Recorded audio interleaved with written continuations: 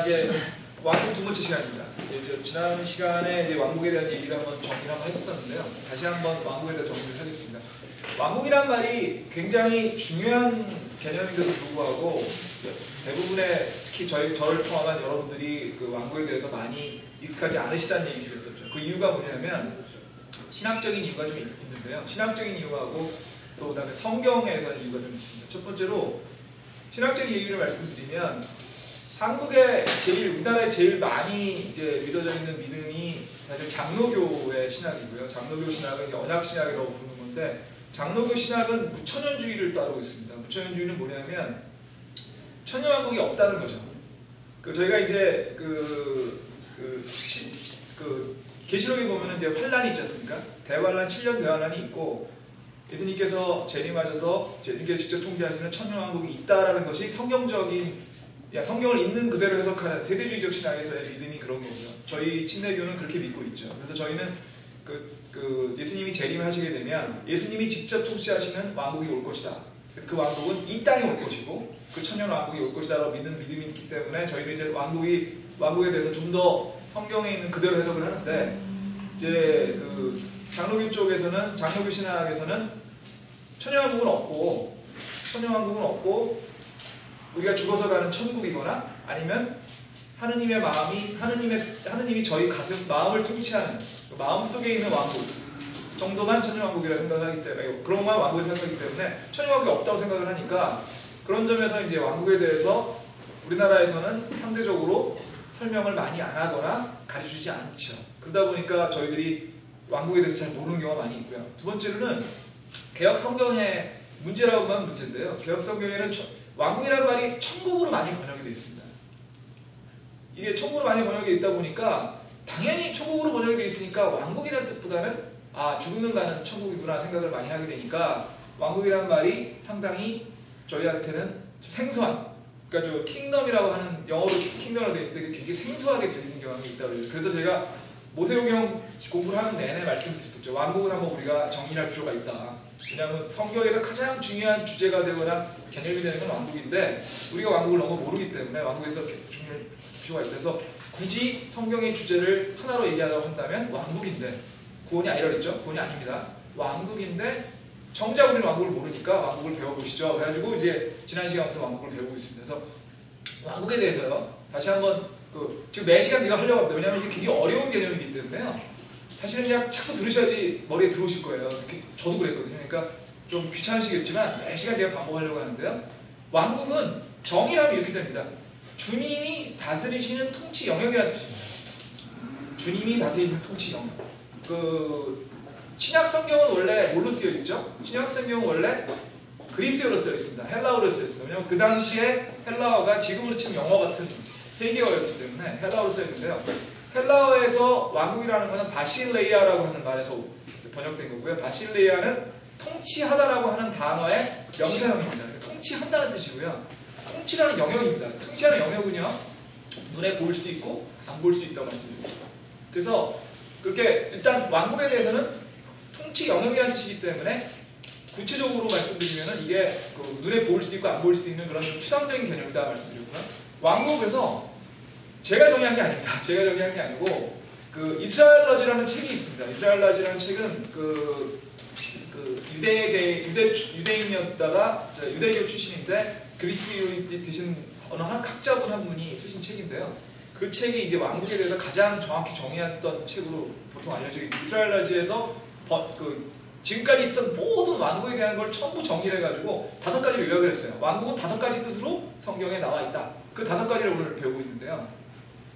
일단 시간과 공간이라는 개념으로 생각을 해보시죠. 시간 개념으로 치면요, 왕국은 원래 구약시대의 왕국은요, 어떤 왕국이냐면 신정통치 국가의 신정통치 왕국입니다. 앞으로 편의상 왕국을 계속 붙이겠습니다. 신정통치 왕국이 어떤 왕국이죠?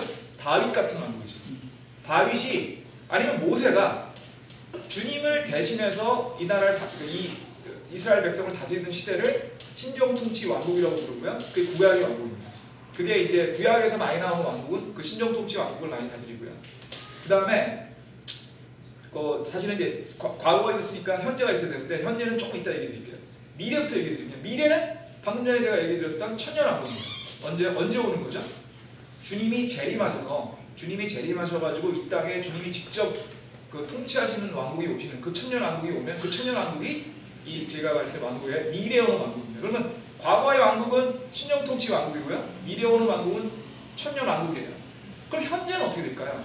현재는 언제부터 언제까지냐면 편의상 말씀드리면은 이스라엘이 신정통치 왕국이 언제 망했습니까? BC 606년에 망했습니다. BC 606년에 유대 왕국이 바빌론한테 망한 시점부터 사실은 이스라엘이 통치하는 왕국은 없어졌습니다. 지금 이스라엘이 나라라는 나라가 생겼지만 그것도 왕국은 아니죠. 주님이 다스리는 땅은 아니니까. 그러다 보니까 BC 606년에 왕국은 없어졌어요. 천년왕국은 언제 올지 모르죠. 빨리 왔으면 좋겠습니다. 빨리 와야지 편안하게 살 수 있는데 빨리 안. 근데 천년왕국은 지금 안 오셨어요 아직. 그 BC 606년도 천년왕국까지 사이가 비죠. 그 사이에 있는 거가 뭐가 있을까라고 생각할 수가 있는데요. 이제 그 중에서 특히 이제 신약 시대가 이제 AD 30년, 60년 이때를 신약 시대를 하는데 그 이후부터 천년왕국까지의 기간에 있는 왕국은 어떤 왕국이냐면 교회입니다. 교회가 이제 하나님이 다스리는 통치 영역인데 정확히 말씀드리면 교회가 아니고 교계라고 하는 겁니다. 교계는요. 나중에 제가 이 왕국을 정리하면서 다시 한번 말씀드리는데 교회라는 거는 이제 지역에 있는 여러 교회들을 얘기드리는 종파를 말하거나 교회를 얘기하는데 교계는 그걸 다 모은 개념입니다. 그래서 교계는 교회보다 훨씬 큰 개념이거든요. 영어로는 크리스탄덤이라고 부르는데 그 교계라는 개념이 하나님이 다스리는 왕국이고요. 그거를 뭐라고 부르냐면 신비의 왕국이라고 부릅니다. 왜 신비의 왕국이냐면요. 구약하고 신약에 항상 보면은 신약에 나오는 대부분의 내용들은 구약에 이미 예언이 있습니다. 대언이 있습니다. 그래서 신약에 나오는 내용들이 대부분 구약에 연결이 되는데 가끔 가다가 구약의 내용이 없는 경우가 있어요. 근데 신약에 나와요. 그래서 신비입니다. 뭐 신비해서 신비가 아니고요.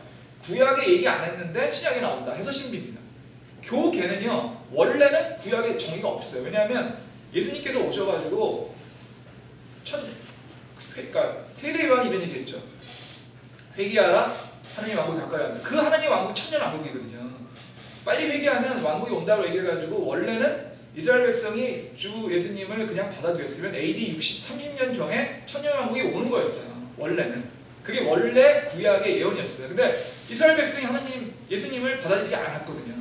그러다 보니까 예수님께서 천년왕국을 뒤로 연기시켰습니다. 뒤로 연기시키는 얘기가 마태복음 13장에 나와요. 마태복음 13장, 그러니까 이런 왕국을 알고 이해를 하시면 마태복음 13장이 굉장히 중요한 장입니다. 주님께서 본인이 얘기를 하시거든요. 뭐라고 얘기하시냐면 왕국을 연기하겠다고 얘기하세요. 이제 너희들만 알겠다. 딴 사람들 얘기하지 마라. 너희들한테 이런 얘기가 나옵니다. 성경을 저도 꽤 여러 번 읽었다고 생각했는데 이 얘기를 듣고 다시 읽으니까 그렇게 들리더라고요. 그러다 보니까 신약과 구약이 있는데 그 구약에서 얘기하지 않았던 내용들이 있는 현재가 뭐냐? 제시되지 않았던 신비의 왕국이라고 부르고 신비의 왕국은 교계. 근데 교계는요. 가톨릭, 개신교, 동방정교회, 몰몬 잡다하게 다 들어가 있습니다. 예수님이나 하나님을 모신다고 하는 분들은 다 들어가 있어요. 그 중에 이단도 있고요. 가짜도 있고요. 진짜도 있습니다. 어쨌든 하나님이 통치하는 영역은 영역이에요. 그래서 교계라는 게 신비의 왕국으로 중간에 들어가 있습니다. 다시 정리해 볼게요. 신정통치 왕국, 교계, 신비의 왕국이죠. 그 다음에 천년왕국. 그게 시간상으로 봤을 때 왕국의 흐름입니다. 신정통치 왕국, 신비의 왕국, 천년왕국. 그 다음에요. 공간으로 놓고 볼게요. 공간으로. 제일 밑에 보면은 저희가 하나님이 저희 마음속에 들어오셔가지고 저희의 마음을 다스리는 상태, 그거를 영적인 왕국이라고 부릅니다. 영적인 왕국은 뭐 나중에 다시 설명을 한번 다시 정확히 1시간 정도 드릴 텐데요. 요약해 드리면 그냥 마음을 하나님 통치하시는 거예요. 여러분이 성령 침례라는 게 있죠. 성령 침례가 뭐죠? 저희 여러분 마음속에 성령이 들어오시는 거잖아요. 주님을 받아들이는 거예요. 그러면 원래 성령 침례가 되면요, 여러분의 주인은 이제 바뀌는 거예요. 여러분이 아니에요. 주님입니다. 그 주님이 모든 걸 통치하는 영역이 생기시는 거군요. 언제? 여러분 몸속에. 그게 영적인 왕국. 마음속에 있는 거. 그 다음에 다시 이제 땅에서 시작했으니까 올라가야죠. 그럼 하늘에 가면 있는 왕국이 어느 왕국이냐? 우리가 죽어서 지금 가면 갈 수 있는 왕국, 천국이죠. 그게 어디냐면 왕국의 개념으로 하면 영원한 왕국입니다. 영원한 왕국, 이터널 킹덤 또는 유니버설 킹덤이라고 부르는 왕국인데 셋째 하늘이라고 생각하시면 돼요. 셋째 하늘, 그 영원한 왕국. 근데 제가 시간적인 개념에 대한 설명보다 공간적인 개념에 대한 설명은 간단히 드릴 수가 있어요. 왜? 여러분들이 더 잘 아시는 거예요. 여러분들 그런 얘기 많이 드시잖아요. 왕국은 임하는 거라고 말씀 많이 드셨죠. 어디 임합니까? 카운트 임하는 거다. 장로교에서 그렇게 배우거든요. 카운트, 그러니까 장로교에서 배우는 그 일반적인, 그러니까 여러분이 한국에 있는 웬만한 교회에 가셨을 때 듣는 얘기가 뭐냐면 임하시는 왕국이라고 하면 여러분의 마음속에 들어오는 영적인 왕국이라고 배우세요. 그 다음에 또 하나 왕국은 뭐냐? 여러분이 죽어서 가는 천국. 그 두 개는 열심히 배우거든요. 그러니까 영적인 왕국과 영원한 왕국 또는 이 왕국에 대해서는 별로 의심의 여지가 없습니다. 다 아니까, 들어봤으니까. 근데 아까 말씀드린 것처럼 순정통치 왕국이나 신비의 왕국이나 천년 왕국에 대해서는 잘 안 들으세요. 특히 천년 왕국은 안 들으세요. 근데 왜 왕국을 우리가 배워야 되냐? 문제는 성경에 나오는 내용의 70%는 천년 왕국입니다. 성경에 왕국이라고 나오면요 70%가 천년 왕국이에요. 문제는 그 천년 왕국을 천년 왕국으로 해석을 하지 않고 말씀드린 것처럼 영적인 왕국이거나 영원한 왕국으로 해석을 하려다 보니까 성경에 있는 구절들을 비유적으로 해석해야 되는 문제가 자꾸 생기는 겁니다. 문자들을 읽으면 천년 왕국이거든요. 근데 문자라고 들을 수가 없고 마음속에 들어오는 왕국이거나 그런 그 영적인 왕국이거나 영원한 왕국으로 생각을 하려다 보니까 앞뒤가 안 맞는 거죠. 그러다 보니까 자꾸 비유적인 해석이 돼서 그래서 자꾸 말씀드리지만 특히 저희 어머니도 계시고 저희 그 할머니도 계시니까 어렵게 생각하시지 마시고요. 어렵게 생각하시면 그냥 천년 왕국이라, 그러니까 왕국이라 나오면 천년 왕국이에요. 한 70%는. 30%가 다른 거로 될 수 있지만 만약에 정 모르시겠으면 그냥 천년 왕국으로 생각하시면 됩니다. 천년 왕국. 그럼에도 불구하고 다른 왕국도 있을 수 있다는 정도만 아시면 됩니다. 근데 이제 좀 더 깊이 들어가면 왕국에 대해서 그렇게 가지고 그러면 왕국을 어떻게 설명을 해야 되죠? 제가 성경 공부 하는 내내 말씀드렸죠. 성경은 뭐하고 제일 가깝다고요? 계약서입니다. 신약이잖아요. 신약. 구약이잖아요. 약은 계약의 약자예요. 그 약속할 때 하는 약자거든요. 계약서입니다. 여러분들 계약서를 쓰시면요. 계약서 어떻게 읽으세요? 문자 그대로 읽죠. 문자 그대로 읽으라고 쓰는 게 계약서입니다. 문자 그대로 읽고요. 두 번째로 계약서 읽을 때 뭘 보십니까? 문맥을 보죠. 앞뒤 문맥을 봅니다. 문자 그대로 해석을 하지만 문장이 애매할 경우에는 앞뒤 문맥을 봅니다. 그러니까 그 문맥을 보고서 해석을 하는 게 이제 저거다 보니까 왕국에 대해서 해석을 하실 때 가장 중요한 개념은 문맥을 보시고 이게 아까 말씀드린 5가지의 왕국의 개념 중에서 어느 거에 들어갈 거냐고 보시는데 애매하면 5개 중에 뭔지 잘 모르겠으면 천년왕국이라고 보셔도 70% 맞는다 이 얘기입니다. 이해되셨죠? 그리고 신약에 나오는 거는 더더군다나 천년왕국이 더 많아요. 구약에는 딱히 좀 나옵니다. 근데 신약에는 천년왕국이 더 많아요. 그러니까 그렇게 생각하시면 되고요. 이제 어느 정도 감이 오시죠? 감이 오시고요. 그 다음에 왕국에 대해 가지고 가끔 어떤 분들이 있냐면요. 책들에 보다 보면 어떤 책들이 있냐면은 뭐 나쁜 책들도 아니고 좋은 책들인데 그런 책 중에 두고 애매한 것들이 엉망 있습니다. 그만큼 왕국이 어려워서 신학자들도 왔다 갔다 하신다는 얘기거든요. 어떤 게 있냐면 클라리스 라킨이라는 분이 있어요. 이제 세대주의, 저희 세대주의라는 게 뭐냐면 성경을 있는 그대로 믿는 신학을 세대주의라고 부릅니다. 그 세대주의 신학 중에서 가장 유명한 목사님 중에 한 분이 클라리스 라킨이라는 분이세요. 저희 나라에도 번역이 되어 있습니다. 다시 보는 성경이라는 책으로 번역이 되어 있는데요. 그게 클라리스 라킨 목사님이 쓴 책을 번역하신 책이 되어 있는데 거기에 보면은 그런 책에 보면 어떻게 되냐면 하느님의 왕국하고 하늘의 왕국을 다르게 번역해 놨습니다. 그래서 하늘의 왕국은요, 천년왕국이고요. 하늘의 왕국은 하느님의 왕국은 마음속에 들어오는 영적인 왕국입니다. 그래서 뭐라고 설명을 했냐면 하늘에는 새가 날아다니니까, 그죠? 하늘에 새가 날아다니니까 진짜 이 세상에 있는 왕국이니까 하늘의 왕국은 이 세상에 직접 하나님이 오셔서 예수님이 오셔서 재림해서 만든 천년 왕국이고 하나님의 왕국은 마음속에 들어오는 왕국이다. 이렇게 설명을 하셔서 그 문장으로 이렇게 그렇게 번역이 돼 있다 이렇게 얘기하시는데 그거가 이제 초기에 세대주의, 저희들도 세대주의 신학인데 초기에 세대주의 쪽에서 믿던 믿음인데요. 요즘은 세대주의가 이제 발달을 해서 후기 세대주의라고 부르는데 요즘에 믿는 신학자들은 그렇게 안 믿습니다. 요즘에는 그렇게 글자로 믿는 것이 아니고 아까 말씀드린 문맥으로 믿는다고 얘기를 드렸는데 왜냐하면 그 문자대로 믿으면 더 좋긴 한데 그렇게 하니까 참 맞지 않는 경우들이 왕왕 나오더라 이거죠. 그래서 이게 하나님의 왕국이든 하늘의 왕국이든 기본적으로 그 문자대로 해석을 하는 것은 아니고 문맥에 따라서 해석을 해야 되겠다라는 쪽으로 가고 있고요. 근데 나중에 다시 설명드리겠지만 왜 그러면 하느님의 왕국이라는 얘기가 나왔느냐? 하느님의 왕국은 나중에 이제 다시 설명을 드릴 기회에 얘기 드리겠지만 유대인들이 사실은 그 하느님이라는 말을 갖다가 입으로 담기가 어려워서 하느님이라는 말을 하늘로 바꿔가지고 쓴 구절들이 몇 구절이 있습니다. 특히 마태복음에 많이 나오거든요. 그러다 보니까 하느님의 왕국과 하늘의 왕국이 혼용돼서 쓰인 경우가 있는 건데 뭐 우리는 그런 건 생각 안 해도 된다 이렇게 말씀드릴 수 있겠고요. 이제 왕국에 대해서 그 기본 개념이 되셨죠? 5개로 되어 있고요. 왕국은 그 중에 이제 천년왕국이 있는데 오늘은 그러면 지난 시간에 배운 건 뭐냐면은 지난 시간에는 신정통치 왕국을 배웠습니다. 언제 왕국이죠? 모세의 왕국. 모세는 뭐 왕은 아니었지만 왕이나 다름이 없었으니까 모세가 다르시던 왕국, 다르던 왕국, 그 다음에 다윗이 다르던 왕국. 이 왕국이 신정통치 왕국이었고요. 오늘은 천년왕국에 대해서 성경에 어떻게 나오죠? 천년왕국은 사실은 너무나 정확한 얘기이기 때문에 뭐 오늘 1시간에 배워서 뭐 될 문제는 아니고요. 이거 그냥 성경을 내내 읽힌 동안에 우리가 주님에 대한 믿음의 핵심은 뭐냐면 천년왕국이 올 때까지 기다리는 겁니다. 그냥 그 전에 죽으면 먼저 천국에 갈 거고요. 우리가 죽기 전에 오시면 이 땅에 오시는 거고. 그러니까 천년왕국을 기다리며 사는 삶, 그게 그리스도인의 삶이니까 천년왕국이 워낙 너무 중요한 거라서 뭐 오늘 배우시는 내용이 천년왕국 다 배우시면 전혀 아니고 그냥 오늘은 성경 구절에 있는 몇 구절을 찾아보겠습니다. 찾아보면서 천년왕국이 이렇게 나와 있는데 그 예를 들면 장로교나 이런 쪽에서는 왜 그걸 어떻게 해석을 할까? 그렇지만 자세히 읽어보면 저희들이 믿듯이 이 땅에 오는 천년왕국이 맞다 이런 위주로 말씀을 드리도록 하겠습니다. 그래서 천년왕국에 대한 설명을 드리려고 하고요. 근데 천년왕국은 또 어떻게 얘기 드리냐면 메시아 왕국이라고 부르죠. 영어로는 메시아닉 킹덤이라고 해가지고 메시아 왕국인데 메시아 왕국이 더 멋있는 표현이죠.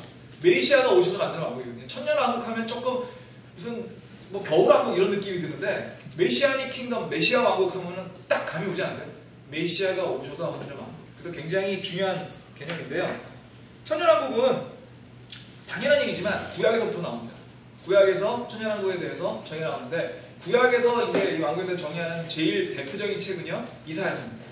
그래서 이사야를 구약에 있는 시약이다, 그러니까 구약에 있는 신약이다 뭐 이런 얘기도 하긴 하는데요. 그러면 이사야서의 내용을 몇 개 찾아볼게요. 이사야서 9장 7절입니다. 이사야서 9장 7절입니다.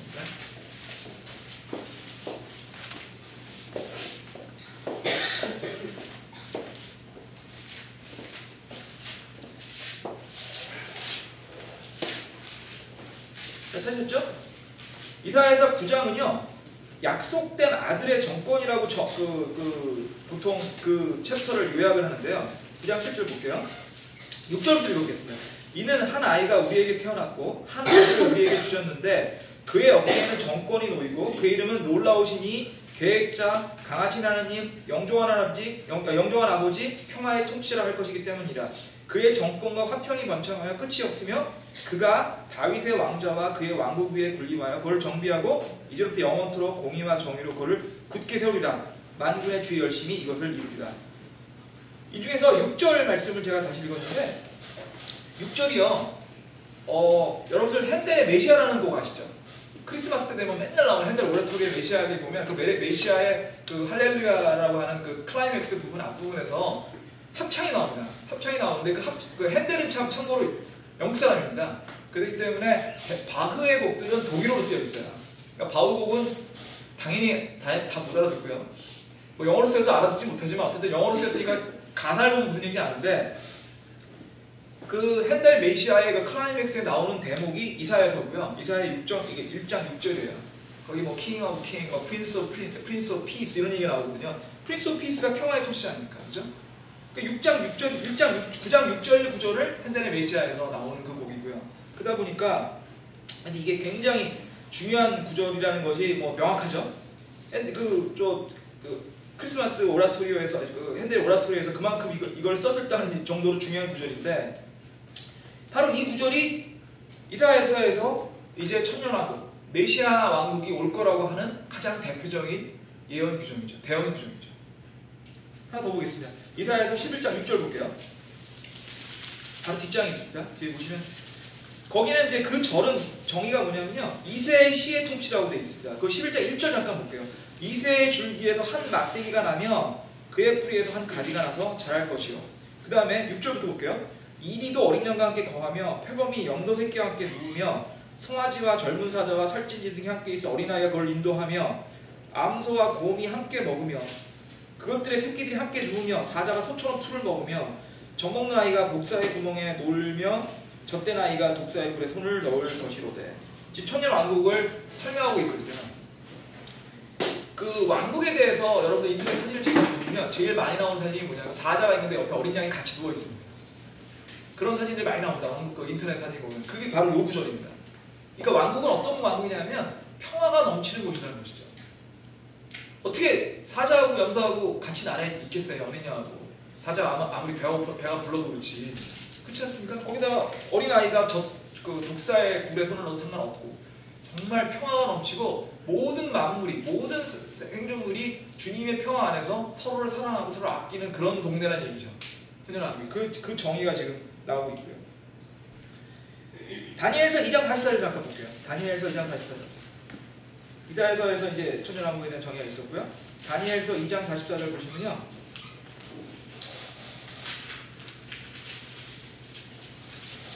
다니엘서 2장 44절. 여기 다니엘이 이제 누부갓네살 왕의 꿈을 해석하는 대목이에요.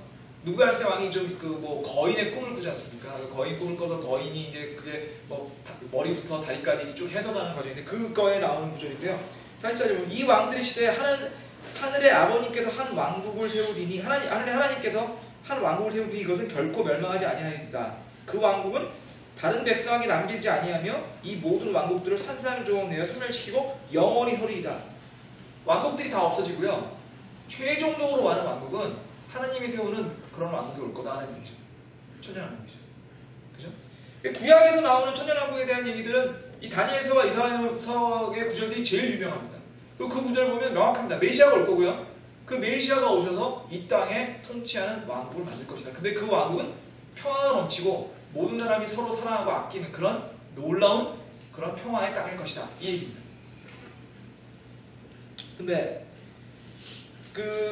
마태복음에 보면 이제 세례 요한이 그 얘기하지 않습니까? 회개하라 하늘의 왕국이 가까이 왔느니라. 근데 하늘의 왕국이라고 말해놓고서 질문이 없어요. 그때 이스라엘 백성들이 그거에 대해서 질문이 없습니다. 전혀. 그 질문이 없다는 뜻은 다 안다는 뜻이잖아요. 그럼 보세요. 마태복음에서 나와서 세례 요한이 얘기했을 때는 신약 시대가 당연히 열리지도 전이고 신약 성서는 당연히 없었답니다. 그죠? 근데 그때 하늘의 왕국이 왔는데 아무도 그게 질문이 없었어요. 다 알아요. 그거가. 그럼 뭘까요? 그 하늘의 왕국은 구약에 나오는 하늘의 왕국이라는 뜻이겠죠. 합리적으로 생각을 하면. 그죠? 그러면 그 하늘의 왕국은 무슨 왕국이냐? 이사야서 그 다니엘에서 나오는 그 왕국이라는 거예요. 그래서 다 아는 거예요. 이해되셨죠? 근데 거기까지 이해가 쉬운데 회개하라가 이해가 안 되죠. 좋아요. 하늘의 왕국? 이해되겠어. 메시아가 오는 왕국이에요. 근데 왜 회개해야 될까요? 왜 회개해야 되죠? 그게 이제 제가 몇 주 전에 계속 얘기 드리면서 신명기 저희가 30장 배울 때 제가 신명기 30장이 뭐라 그랬죠? 땅 언약이라고 기억나시죠? 땅 언약을 얘기 드리면서 그 땅 언약 때 이게 왕국과 연결됩니다. 그러니까 왕국을 배우시죠? 이렇게 얘기 드렸잖아요. 그거 연결되는 겁니다. 뭐냐면 신명기 땅 언약을 다시 설명을 드릴게요. 이스라엘 백성들의 왕국은요 순종을 통해서 통치되는 나라입니다. 순종하면 복을 주시고요. 불순종을 하면 벌을 주시는 왕국이에요. 그게 이제 구약시대 신정통치 왕국의 핵심이거든요. 근데 우리가 민수기 신명기 배우면서 맨날 봤듯이 이스라엘 백성, 우리도 마찬가지겠지만 이스라엘 백성은 항상 불순종을 했거든요. 그러니까 어떻게 되냐면 니네가 불순종을 하면 이 땅에서 쫓겨날 거다. 이 땅에 쫓겨나가지고 다 흩어지게 될 거다. 그렇지만 회개하면 이 땅으로 다시 돌아오게 해줄게. 회개하면 니네 모든 잘못 다 없애주고 다시 이 땅으로 돌아올게. 그게 땅 언약이잖아요. 그러니까 그 땅에 이스라엘이 불순종에서 흩어졌지만 회개를 함으로써 그 땅에 다시 오게 될 거고 그 땅은 다시 왕국이 오셔서 하나님이 오셔서 통치하는 왕국으로 니네들이 통치할 수 있게 해주겠다라고 하셨잖아요. 그래서 왕국하고 회개하고는 이스라엘 백성은 이해가 되는 거예요. 하나님 왕국이 오는데 이게 신명기에서 얘기했던 회개해가지고 땅을 주겠다는 그거구나 라고 생각을 했다는 거죠. 근데 마태복음에서 세례 요한이 얘기했던 시점이 언제죠? AD 30년이라고 하셨죠. AD 30년은 언제입니까? AD 30년은 로마 시대의 식민지였습니다. 이스라엘 사람들이 가나안 땅에 살고는 있지만 이스라엘 백성이 통치하는 왕국이 아니었어요. 통치하는 왕국은 이스라엘인 유대인의 로마의 식민지였다는 거죠. 로마 제국에. 로마 제국의 식민지였기 때문에 사실은 이스라엘 백성들이 그때 마음속에 있었던 건 우리도 왕국이 왔으면 좋겠다. 우리 그끼리 통치하는 주님이 통치하는 왕이 이렇게 생각하고 있었을 시점거든요. 근데 이 얘기를 하니까 머리에 들어오는 거죠. 이게 그러니까 이렇게 해석이 됐겠죠. 그냥 일반적인 제가 그 당시에 사는 그러니까 이스라엘의 백성이 이스라엘 백성인데 로마의 식민지에 살고 있고 구약을 잘 알고 있는 평범한 이스라엘 백성입니다. 이런 얘기 딱 들었어요. 이게 신명기에서 얘기하는 땅 언약의 하늘의 왕국이 왔다는 거구나. 그렇다면 우리가 회개하면 메시아가 오셔가지고 이 땅에 우리가 통치하는 왕국을 세우시겠구나. 그럼 그 왕국은 어떤 왕국이냐? 로마를 밀어내고 이 땅에 정치적인 강력한 왕국을 세우시겠구나. 이렇게 생각하는 게 정상인 거죠. 이제 제가 얘기 드렸잖아요. 바리새인들이 예수님을 갖다가 못 받아들인 이유가 바리새인 입장에서 보면 이해가는 면이 있다는 걸 여러 번 드렸잖아요. 제가 바리새인이에요. 제가 바리새인으로 그 당시 이스라엘 백성들을 통치하고 어떻게 보면 지도한 사람인데 바리새인 입장에서 머릿속에 생각하는 건 정치형 왕국이 와야 되거든요. 군대도 일으키고 막 그런 왕국이 와야 돼요. 그런 왕국이 오게끔 예언이 돼 있어요. 그럼 이스라엘 백성 입장에서 생각해 봤을 때 예수님은 군사적인 예수님이 되시고 정치적인 예수님이 되시길 바랬는데 아니니까 사실은 자기의 뜻으로 예수님을 이해하면 안 되고 예수님의 말씀을 받아들여서 그걸 진정한 뜻을 알아들었으면 문제가 없는데 예수님이 그렇게 안 받아들이고 자기 틀만으로서 보니까 예수님이 못 받아들이게 된 거죠. 애정이 바뀌면 분노가 되지 않습니까? 그런 거예요. 애정이 바뀌면 분노가 된 거예요. 그러다 보니까 정말 미워진 거예요. 예수님이. 제가 그 얘기도 드렸잖아요. 예수님이 무슨 잘못하는 건 없잖아요, 사실은. 근데 왜 이렇게 죽이려고 난리를 쳤을까? 그런 맥락이 있는 거죠. 그러니까 주님이 말씀인 말씀, 예수님 말씀을 예수님의 뜻을 따라서 받아들였으면 받을 수 있었는데 그렇지 않고 자기의 틀로서 받아들이는 사람들 입장에서는 분노가 될 수 있었을 것이다. 왜? 정치적인 왕국을만 생각했었을 테니까. 뭐 그런 게 있었고요.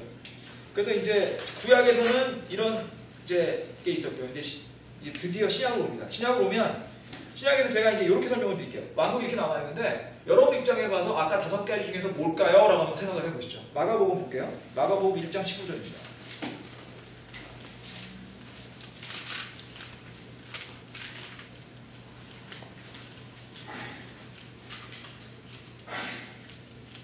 마가복음 1장 15절입니다. 이르시되 때가 찼고 하나님의 왕국이 가까이 왔으니 너희는 회개하고 복음을 믿으라 하셨죠. 사실 구약에서는요, 셋째 하늘 천국에 대한 얘기 그렇게 많이 안 나옵니다. 그렇게 많이 안 나옵니다. 그 다음에 마음에 오는 하나님의 왕국 이런 것도 별로 안 나와요. 구약에서 가장 많이 나오는 거는 구약의 대부분은 땅 언약에 관련되는 신명기 내용이거나 아니면 신정통치 왕국이죠. 근데 회개하고 복음을 믿고 왕국에 하다. 여기서 왕국은 그런 구약에 있는 내용들을, 그러니까 저희는 신약까지 다 읽은 상태에서 볼 때는 이게 좀 애매할 수 있어요. 그렇지만 여러분들이 이걸 보실 때 머리에 두셔야 되는 건 이 당시는 신약 성경이 없을 때입니다. 그죠? 그 구약만 읽고 있는 데는 이 생각하면 이거는 천년 왕국이거나 메시아 왕국으로 이해하는 게 훨씬 더 말이 되는 거예요. 이 당시 사람은 이해되시죠? 이거는 아까 말씀드린 그 5가지 중에 메시아 왕국, 천년 왕국이다. 이렇게 설명할 수 있고요. 그 다음에 누가복음 볼게요. 누가복음 10장 9절 보시죠. 누가복음 10장 9절. 누가복음 10장 9절에도요. 그 안에 있는 병증자를 고치며 그들에게 이르시되 하나님의 왕국이 너에게 가까이 왔느니라. 병증자들을 고치는데요. 하나님의 왕국이 왔다. 그러면 굳이 억지로 저거 해석을 해봤어요. 제가. 그랬더니 이제 병자들이니까 병자들은 하나님의 왕국에 가면 빨리 죽어가지고 천국에 가자. 이런 뜻으로 해석을 할 수도 있지 않을까 싶기도 하고, 아니면 병든 자들한테 마음속에 주님이 들어가지고 마음이 평안이, 몸은 병들었지만 마음은 그렇게 생각할 수도 있지 않을까 생각을 하는데, 좀 더 해석하기 쉬운 건요, 병들었는데 걱정하지 마. 이제 이 땅에 주님이 오셔서 만드는 메시아 왕국이 올 거고, 그렇게 되면 병든 자들 다 안 아프게 될 거야. 그러니까 메시아가 오셔서 만든 왕국에는 어린애가 독사 굴에 손을 넣어도 된다면서요. 그런 왕국이니까 병든 이런 게 없는 왕국이 될 거다. 너희들 걱정 없을 거다. 그렇게 해석하는 게 훨씬 쉬운 거죠. 그리고 아까 말씀드린 것처럼 구약 시대의 마음속의 왕국이거나 영원한 왕국에 대한 얘기가 별로 없기 때문에 그런 걸 생각해 보면 이때의 사람들은 역시 이것도 메시아 왕국으로 이해하는 게 훨씬 더 용이한 거고요. 그 다음에요. 누가복음 19장 11절 잠깐 보고. 누가복음 19장 11절.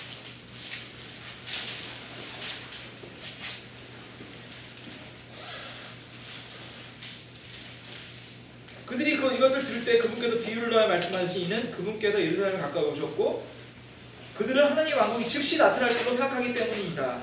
예루살렘에 가까이 오셨다. 공간적인 얘기가 나왔죠.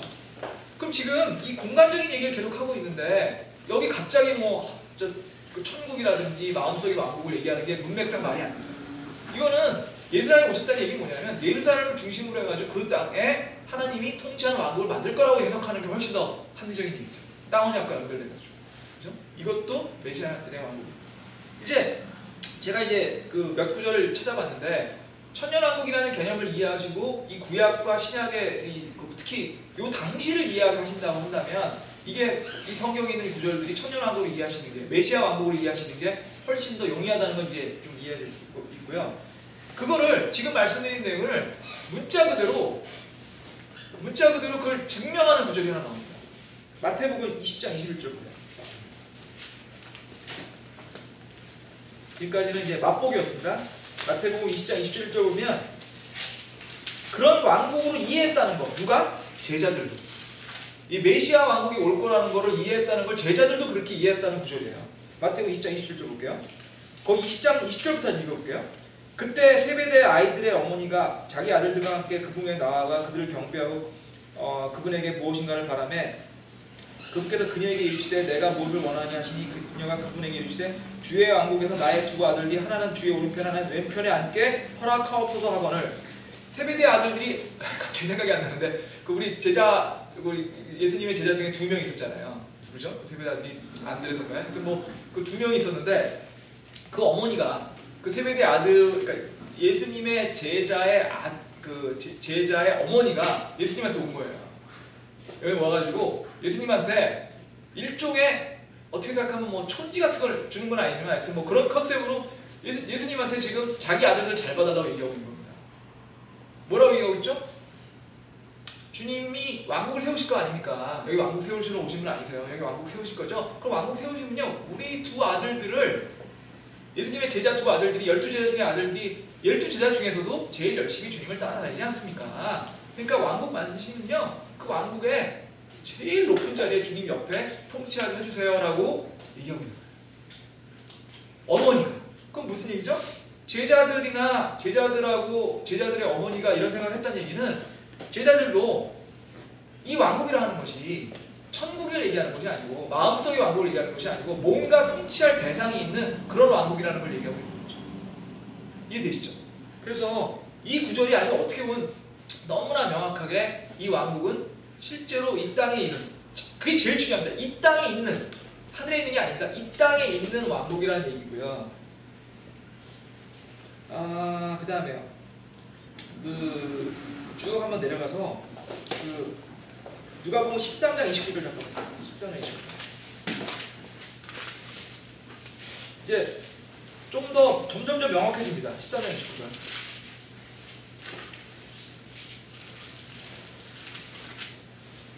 여기 보면요 그들이 동서남북으로부터 와서 하나님의 왕국에 앉으리니 이렇게 돼 있어요. 역시 공간적인 왕국입니다. 이 땅에 있는 왕국이 아니면 이런 말이 있을 수가 없죠. 동서남북에서 왜 오겠어요? 만약 천국에 가는 거라 그러면 하늘로 올라간다고 얘기했죠. 마음에 있는 왕국이라 그러면 가만히 있어도 하나님이 오시는 거겠죠. 동서남북에서 모인다고 했어요. 뭐냐면 땅에 있는데 이 땅에 오는 왕국에 동서남북에서 사람들이 모여서 그 왕국에 오실 때다 이 얘기입니다. 역시 이게 아주 명확하게 메시아 왕국은 이 땅에 이룰 것이다 이 얘기를 하고 있는 겁니다. 그 다음에요 누가복음 22장 28절 잠깐 보시죠. 누가복음 22장 28절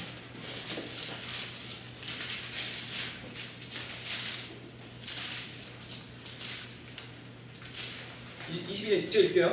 너희는 내가 시험을 당할 때 항상 나와 함께한 자인들 내 아버지께서 내가 맡긴 것 같이 나도 너희에게 한 왕국을 맡기어 너희가 내 왕국에서 내 상에서 먹고 마시게 하며 또 왕좌에 앉아 이스라엘의 12지파를 심판하게 하시리라. 천국 얘기 같으세요 이게? 천국 얘기 같으세요? 아니죠. 12지파를 통치하는 왕좌에 앉히겠다고 하셨잖아요. 그거 뭐냐면 하나님이 왕국 만드시고요 메시아가 만드신 왕국을 여러 지역으로 나눠가지고 그 지역을 통치하는데 12제자들한테 너희들은 나를 처음부터 믿고 따라고 하나님을 열심히 모셨으니 그 왕국이 됐을 때 12지파들을 통치하는 자리에 앉게 하겠다. 너희들은 그러니까 뭐 총독으로 삼든 대통령으로 삼든 어떤 지역에 뭘 해가지고 그 왕국을 통치하는 권한을 주겠다. 이렇게 얘기하신 거예요. 메시아 왕국 아닙니까 이게. 이거를 천국으로 해석하기 더 어려운 거죠. 그 다음에 또 이게 왜 천년왕국 메시아 왕국하고 이렇게 다른 세대주의 신앙 아니신 분들하고 문제가 있는지를 제가 하고 있는데 이제 가장 논란이 많은 구조로 가겠습니다. 요한복음 보시겠고요. 요한복음 18장 36절입니다. 이게 세대주의 신학자들이 아닌 그러니까 장로교에 계신 분들이 천년왕국이 없다라고 하는 거에 증거 규정이에요. 이것 때문에 천년왕국은 없다, 메시아 왕국은 없다, 이 땅에 오는 왕국은 없다라고 하는 구조가 뭐냐면 18장 36절에 보시면요. 내 왕국은 이 세상에 속하지 아니하니라. 만일 내 왕국이 이 세상에 속하였다면 내 종들이 싸워서 나를 유태인에게 넘겨주지 아니하였으리라. 그러나 지금은 내 왕국이 여기에서 나지 아니하였으리라 하시니라.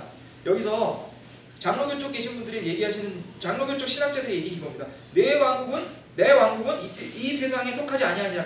왕국이 이 세상에 속하지 않으니까 이 세상에 없으니 하나님의 왕국은 지금 말씀하시는 왕국은 이 땅에 속하는 왕국이 아니고 셋째 하늘에 있는 그런 천국이거나 마음속의 왕국이거나 이런 거다. 그러니까 눈에 보이는 그런 게 아니다 라고 주장을 하시거든요. 일견 그럴 수도 있네 하겠죠. 하지만 자세히 읽어보시면요. 그 뒤에 보세요. 그러나 지금은 내 왕국이 여기에서 나지 아니하였느냐. 지금은 아니라는 얘기죠. 지금은 아니라는 얘기입니다. 뭐냐면 AD 30년경에 이 왕국을 이 땅에 주시려고 주님이 오셔서 이스라엘 백성들한테 말씀하셨는데 이스라엘 백성이 왕국을 안 받아들였으면 그때 그냥 이렇게 메시아 왕국이 되는데 안 받아들여가지고 연기하겠다고 하시는 거예요. 지금 왕국이 원래 와야 되는데 이스라엘 백성이 안 받으니까 뭐 어떡하겠냐? 연기해야지. 연기하시는 거예요. 지금은 아닙니다. 지금은 아니라는 얘기가 없다는 얘기는 아니죠. 나중이라는 얘기죠. 그래서 이거는 무천년주의자 하신 분이 천년왕국이나 메시아 왕국이 없다라고 하시는데 실제로 그렇지 않다는 거죠. 실제로 왕국이 나중에 온다는 얘기고요. 사도행전 잠깐 보실래요? 사도행전 1장 6절. 오늘 좀 많이 찾죠? 이게 다 중요하죠. 사도행전 1장 6절은 굉장히 재밌는 구절입니다. 그러므로 그들이 함께 모였을 때 그분께 여쭤이르되 주여 주께서 이때 그 왕국을 이스라엘에게 다시 회복시켜 주고자 하시나이까 하매 그분께서 그들에게 이르시되 그때나 그 시기는 아버지께서 자신의 권능 안에 두셨으니 너희가 알 바 아니요 오직 성령님께서 너희에게 임하신 후에 너희가 권능을 받고 예루살렘과 온 유대와 사마리아에서 또 땅 끝의 맨 끝 지역까지 이르러 나를 위한 증인이 되리라 이렇게 얘기했습니다. 굉장히 지금 재밌는 구절인데요. 이 요구는 뭐냐면 예수님이 부활하신 이유입니다. 예수님이 부활하셨어요. 이제 예수님이 하나님의 아들이거나 하나님이 하신 거에 대한 어떠한 의심도 없을 때예요. 부활하셨거든요. 아니 생각을 해보세요. 부활하셨는데 무슨 의심이 있겠습니까 이제. 그래서 예수님에 대한 확신이 있어요. 그러니까 제자들이 자신 있게 물어보는 거죠. 주님 왕국 만들어 오신 거 아닙니까? 왕국 만드실 거 아니에요. 언제 만드실 거예요? 지금 마음이 급한 거예요. 부활에 오셨는데 이제 왕국 빨리 만드셔가지고 아까 말씀하신 것처럼 이제 통치하시고요. 저희들도 좀 이제 좀 통치 좀 하게 해주세요. 이제 이제 대권이 앞에 있으니 빨리 왕권 받으셔가지고 저희들 좀 나눠주세요. 이러고 있는 겁니다. 지금. 이러고 있는 거예요. 근데 주님이 그렇게 얘기하셨어요. 왕국이 오는 거는 아버지만 아신다. 하나님 뜻이다. 하나님이 그 원흉이 있으니까 너희는 알 바 아니다. 그거 갖고 니네들이 왕권을 받고 니네들이 통치 이런 거 생각하지 마라. 니네가 알 바 아니고 주님이 그때가 오시면 오셔야 할 거다. 여기 안 온다고 그랬나요? 여기 없다고 그랬나요? 여기 그런 게 하늘에 있다고 그랬나요? 그런 얘기 아닙니다. 나중에 온다는 거예요. 나중에 오고 그건 언제 오느냐? 주님이 아실 때 온다.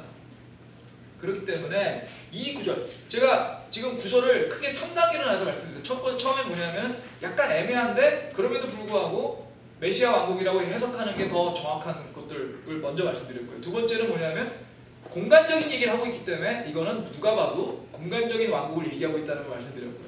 세 번째는 명확하게 이거는 정말 이 땅에 있는 왕국이 아니고서는 설명이 안 되는 해석이 안 되는 구절들을 지금 몇 번 이 산생기를 말씀드린 이 구절들을 쭉 읽어보시면 결국은 성경에 신약에 말씀하시는 복음서에 말씀하시고 사도행전에 말씀하시는 왕국은 이 땅에 주님이 통치하는 메시아 왕국입니다.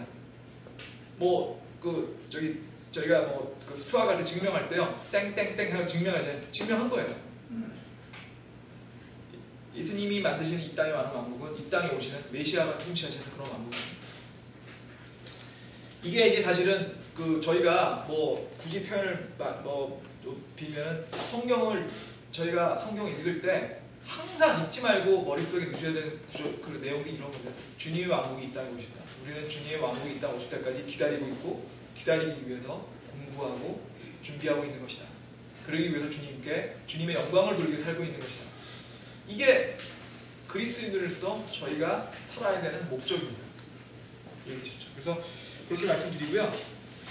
사실 이게 이 왕국에 좀 더 구절이 조금 더 나와 있는데 한두 구절 나와 있는데 이걸 하면은 5분 이상 걸릴 것 같거든요. 그래서 지금 일단 오늘 다음 시간에 이걸 하는 걸로 하고요. 요거 말씀만 드리고 끝날게요. 왜냐하면은 첫 시간에 제가 말씀을 드렸던 것 같은데요. 첫 시간에 말씀드린 것 같은데 이제 구원을 받았을 때 구원을 받는 거에 대해서 우리는 은혜로 받는다고 믿잖아요. 주님이 공짜로 주시는 겁니다. 거기에 대해서 아무도 반박할 수가 없죠. 근데 구원을 잃어버린다고 가리키는 데가 있어요. 그게 감리교에서 그렇게 가르칩니다. 알미니안주의라고 그러는데요. 구원은 잃어버린다. 자기가 행위를 하지 않으면 구원 잃어버린다는 데가 있고요. 또 하나는 뭐가 있냐면 구원을 받았는데도 불구하고 행위가 나오지 않으면 그거는 실제로 구원받은 게 아니다. 원래 구원받은 게 아닌데 자기만 구원받아 착각한 거다. 이렇게 얘기하는 것들이 칼빈인주의자들이 이렇게 얘기합니다. 저희는 그렇게 이해하지 않다 그랬죠. 저희는 구원 한 번 받으면요 잊어버리는 것도 아니고 원래 받았지 않은 것도 아니고 구원은 한 번 받으면 우리가 잃어버리고 싶어도 못 잃어버립니다. 그냥 믿는 겁니다. 그래서 그렇게 되면 이제 이런 문제가 생겨요. 어떤 문제가 생기면 구원 받으면 다 좋은데 그거 뭐 아무것도 안 해도 되는 거 아닌가? 주님의 영광을 돌리든 주님을 위해 살든 근데 그렇게 하는 사람도 있고 안 하는 사람도 있는데 그러면 좀 억울한 거 아닌가? 아니면 불합리한 거 아닌가? 이런 얘기 있어야 됐다고 말씀드렸잖아요. 왕국이 바로 그 점을 해결해 줍니다. 구원을 받는 건 누구나 받을 수 있습니다. 하지만 우리가 구원받고 난 다음에 주님께 영광 돌리고 주님을 위해서 봉사하고 노력한 사람들은 왕국이 왔을 때 주님과 함께 통치할 수 있는 거고요. 그렇지 않으면 주님이 왕국을 통치하지 않게 하시는 거예요. 다음 시간에 보시는 게 되고 기도하고 끝내겠습니다. 하나님 이신 우리 아버지, 오늘 저희가 또 왕국에 대해서 공부할 수 있는 기회를 감사드립니다. 주님, 저희가 항상 주님의 영광을 위해서 주님을 위해 살 수 있는 저희가 될 수 있도록 도와주시옵소서. 주님, 계속되는 예배 시간도 주님께서 주관할 것 믿사오니 이 모든 말씀 예수님의 이름으로 기도드렸습니다. 아멘.